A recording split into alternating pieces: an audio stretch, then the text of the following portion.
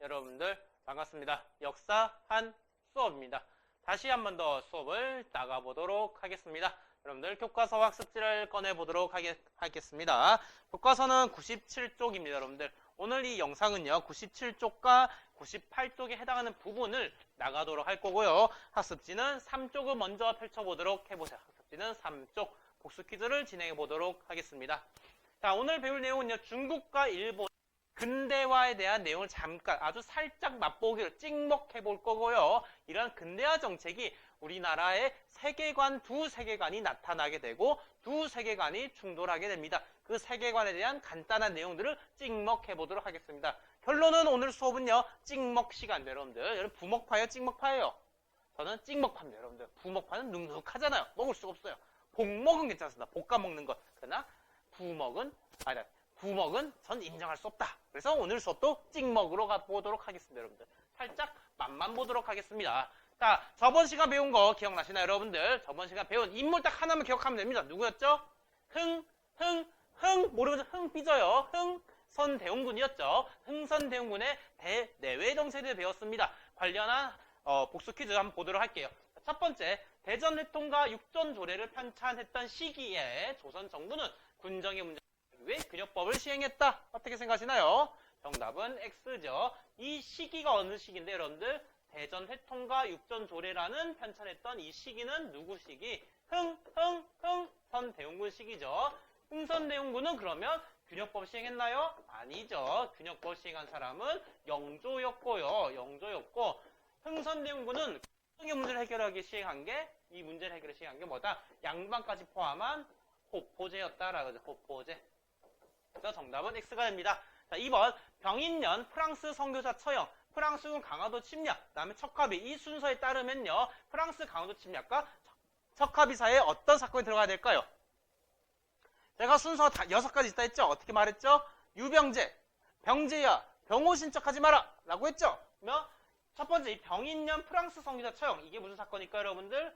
병인년에 있었던 박해 사건이다 해서 병인박해가 되겠죠. 그리고 프랑스군이 강화도를 침략한대요. 이게 병인년에 서양인들이 소란을 일으킨 사건, 병인양요죠. 그러면 병제병 뭐죠? 오죠. 미안해요. 병제병 오신척이 되는 거죠. 오신척이 되는 거죠. 신미양요는 신미년에 서양인들이 소란을 일으켰다 했어. 이때 서양인은 어느 나라? 미국이었죠. 미국이었고. 자, 그렇다면 미국은 왜 신미년에 쳐들어왔을까요? 왜 쳐들어왔을까요? 그렇죠. 바로 미국의 상선인 제네럴 셔모노가 불타 없어진 걸 명분으로 해서 쳐들어왔다라고 했습니다. 자, 3번. 광성부에서 어제연이 항전했던 사건의 원인은 병인박해이다. 광성부 언제 왔어요? 어제연. 언제 왔다고요? 어제연. 자, 어제연은 어느 전쟁? 광성부 어제연이 항전했던 이 사건은 뭐다? 신미양요다라는 거예요. 신미양요. 어제 미국들이 왔다라는 거야. 어제 미국들이 와서 어제연이 어디서? 광성부에 싸웠다라는 거예요. 그러면 이 신미양요를 대입해서 문장을 읽어볼까요? 신미양요 사건의 원인은 병인박해인가요?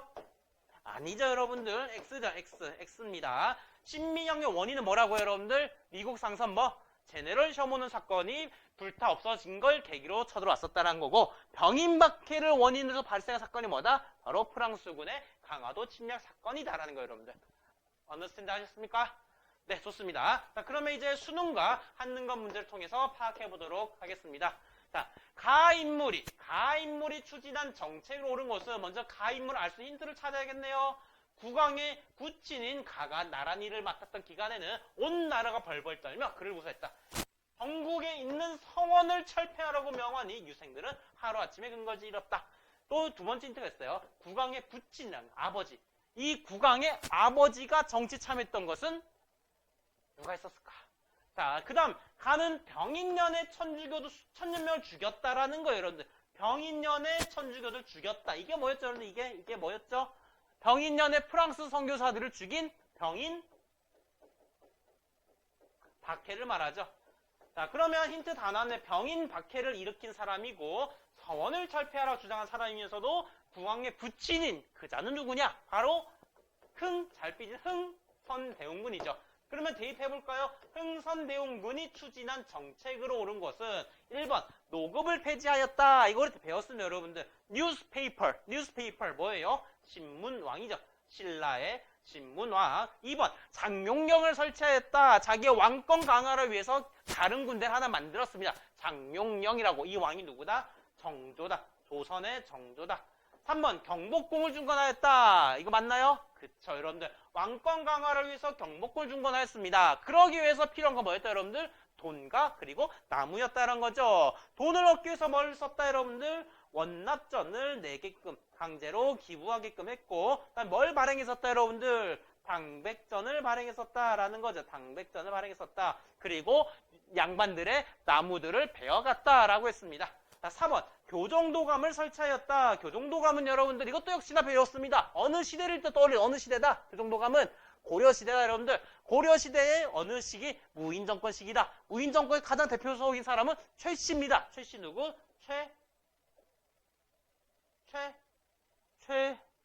잠깐 머리가 최우가 아니라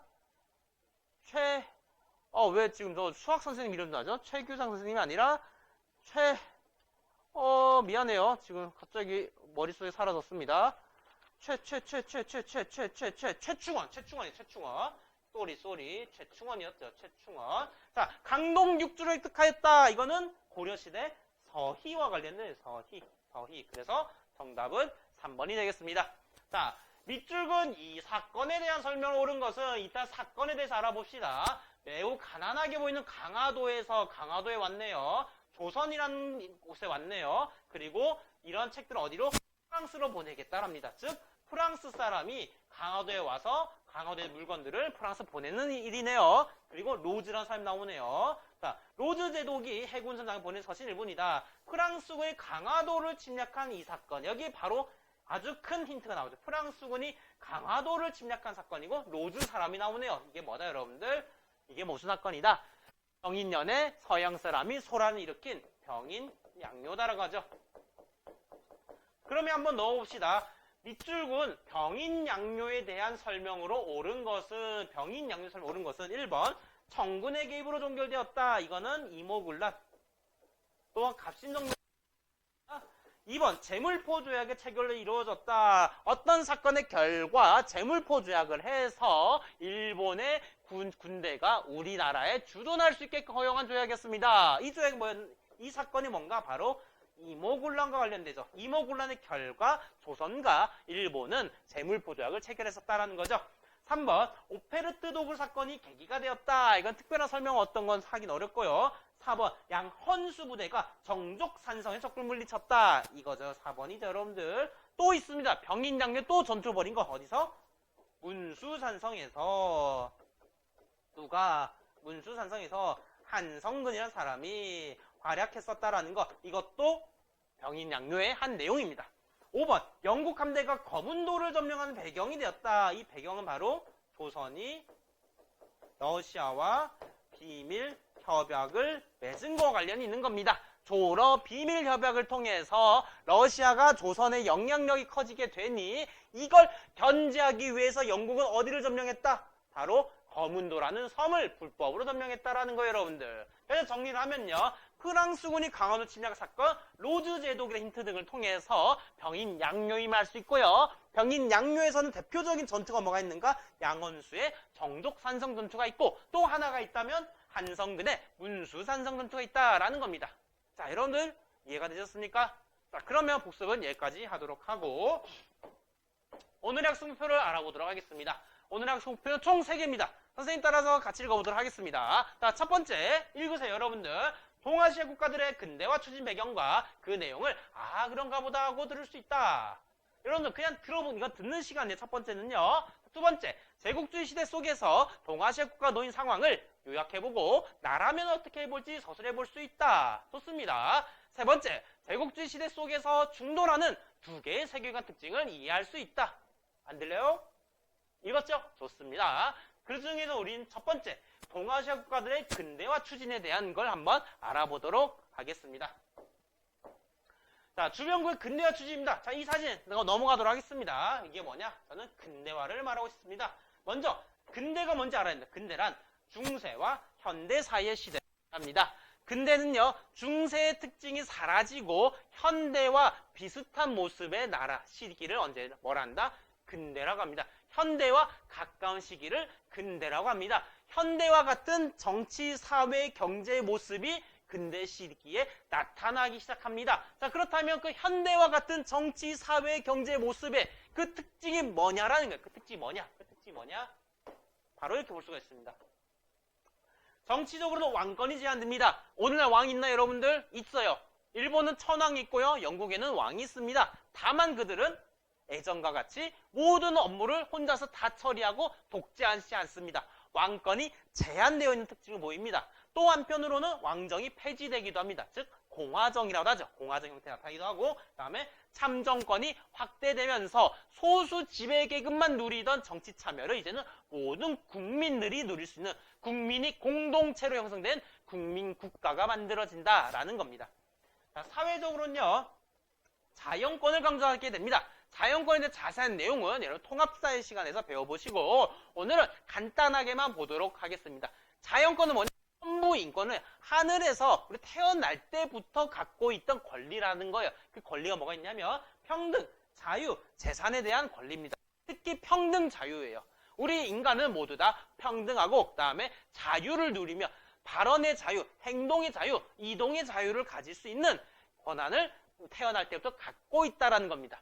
그래서 이런 근대 국민 국가들은 신문제가 폐지가 되고 자연스럽게 발언을 하고 신문을 통해서도 표현의 자유를 신문을 통해서 표현의 자유를 갖는 거죠. 그래서 우리나라도 곧 이런 모습으로 변해가는, 조선도 변해가는 모습을 보게 될 겁니다.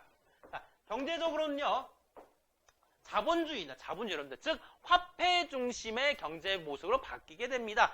중세 시대는요, 그 전에는 전근대 시기에는요, 화폐가 아니라 쌀이나 현물 중심으로 경제가 돌아갔고 통제 경제였습니다. 국가가 통제를 했다면 근대화, 근대 국가들은, 근대 국민 국가들은 이제 국가의 통제를 줄여나가고 또는 특정 상인만 특권을 주는 형태가 아니라 모든 상인들이 자유롭게 활동하면서도 돈을 매개로 한 상업 활동을 장려하는 모습을 보이게 됩니다. 그게 무슨 국가다, 여러분들? 근대 국가입니다. 이런 특징을 갖춰 나가는 것을 우리는 그거를 근대화라고 합니다. 이런 특징을 갖춰 나가는 걸 근대화라고 합니다. 자, 이런 근대 추진을 그렇다면 우리 주변국들 왜 했는가? 청나라와 일본은 왜 했는가라는 거예요. 바로 강력한 포를 맞으면서 강제로 개항을 했기 때문이라는 거죠. 강제로 개항하게 되면서 청나라와 일본은 뭘 느꼈겠어요? 무서워. 우리가 강제로 개항한 이유 뭐지? 더 강력한 서구 세력의 물건 때문이야 라는 걸 느끼게 됩니다. 서구 세력의 강력한 힘을 느꼈기 때문에 우리 이제 뭐 해야 된다? 서구 국가와 같은 모습으로 변화해야 된다. 서구의 그런 근대 기술, 문물, 사상, 문화들을 뭐 해야 된다? 받아들여야 된다. 우리 근대 특징을 받아들여서 변화해야 된다라는 생각을 갖게 되는 거예요, 여러분들. 그거를 우리 뭐라 한다? 근대화라고 하는 거예요, 여러분들. 근대화. 그래서 개혁 배경 뭐냐? 여기 말한 이 문장 그대로 여러분들. 청과 일본은 서양 세력부터 막강한 힘을 경험하게 되면서 생존하기 위해 근대화 개혁의 필요성을 절감하게 됩니다. 생존하기 위해서. 그래서 어떤 방향을 하게 되는가? 정치적으로는 헌법을 도입해서 입헌군주제를 실시한다라는 거야. 입헌군주제는 왕권 제한입니다. 왕권 제한 쪽에 왕권 제한. 그리고 서양식 공장과 무기 등을 도입해가지고 서구의 우수한 무기 제도를, 군대 제도를 받아들이게 됩니다. 경제적으로는 근대적인 조세제도, 즉 화폐를 매개로 한 경제를 도입하게 되고 그 외에 근대 산업 시설물, 대표적으로 철도가 있습니다. 철도를 도입하게 되고 사회적으로 신문제 폐지해서 평등. 자연권을 이제 강조하게 된다는 거죠. 그리고 근대적 교육, 서양식 의복, 머리 등을 강요하기 시작합니다. 이런 식으로 통해서 청나라와 일본도 서구 국가와처럼, 서양 국가와처럼 근대 특징을 수용하면서 근대화를 추진하게 됩니다. 자, 이런 근대화를 추진하는 거는요, 각 나라마다 명칭이 좀 달라요. 청나라 같은 경우에는 청의 근대화를 뭐라고 하냐면 양무운동이라고 부르고요. 일본의 근대화 운동은 메이지 유신이라고 부른다. 메이지 유신.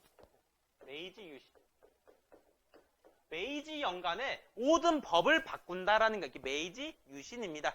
이 근대화 운동은 여러분들 구체적인 방법과 방향성은 좀 다르긴 하지만 대체적으로 이런 근대 특징들을 받아들이려는 모습을 보인다라는 점에서는 일맥상통하다, 공통점이 있다라는 겁니다. 자세한 이 내용을 알고 싶으면 동아시아사, 세계사를 통해서 여러분들 우리 배울 수가 있습니다. 일단 이 한국사에서는 이 정도만 보고 언급하도록 하겠습니다.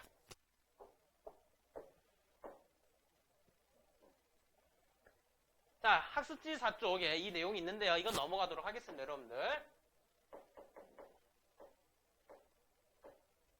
제가 그래서 이런 내용을 말한 이유는 뭐냐면요.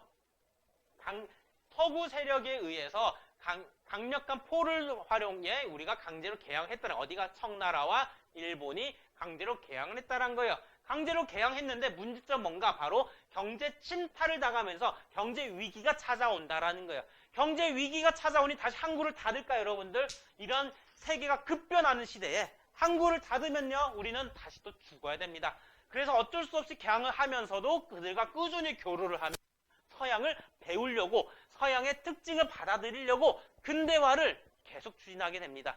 자, 이런 상황입니다. 위기, 문제도 있으면서도 우린 근대화를 하긴 해야 돼요. 살기 위해서는. 이 두 가지가 상충하게 됩니다. 이 상충하는 이 상황 속에서 우리나라에는 두 가지의 세계관이 충돌하게 됩니다.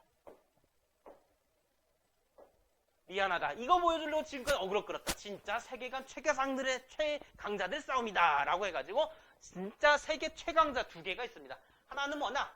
하나는 바로 위정 적사론의 세계관과 하나는 근대 개화론이라는 세계관이 있습니다. 두 개의 세계관이 이제는 이러한 청나라와 일본의 근대화 속에서 충돌하게 됩니다. 자, 위정 적사론이란 무엇인가? 위정 적사론은 위정 적사론은 1860년대쯤에 생겼다 정도만 느낌만 가져가세요. 느낌만 필만 느끼세요. 필만. 위정 적사 뭔가? 간사하고 나쁜 문물을 배척하고 위 지키자, 뭐를? 올바른 성리학 가치를 지키자가 위정 적사입니다.